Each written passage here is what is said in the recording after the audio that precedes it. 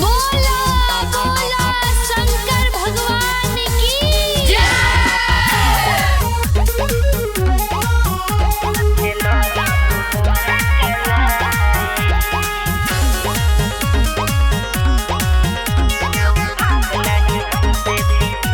ए गौरा हमरा दारा दा चिलमिया धारा द चिलमिया धारा द चिलमिया पिए खातिर तनी पीस दाना भंगिया। पीस दना भंगिया हो पीस दना भंगिया ए गौरा हमरा दारा दा चिलमिया पिए खातिर तनी पीस दाना भंगिया।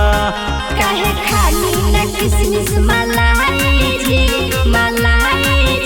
एक बात रउआ हमसे बताई जी।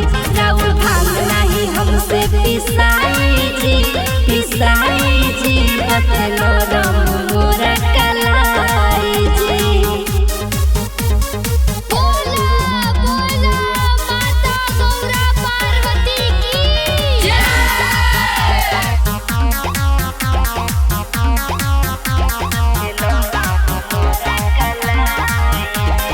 काहे खिसियालू हमार गौरा प्यारे हो हमारे गौरा प्यारी हो हमारे गौरा प्यारी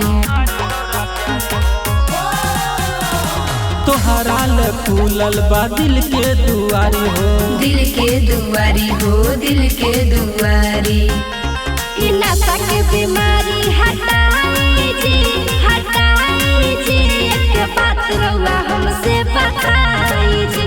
राउर भांग नहीं हमसे पिसाई जी बतलो रम मोरा कलाई जी। बोला बोला बाबा बासुकीनाथ की जय।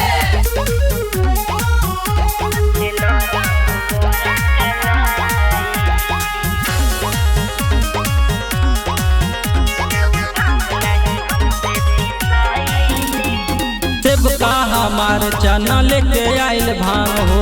लेके आइल भांग हो लेके आइल भांग हो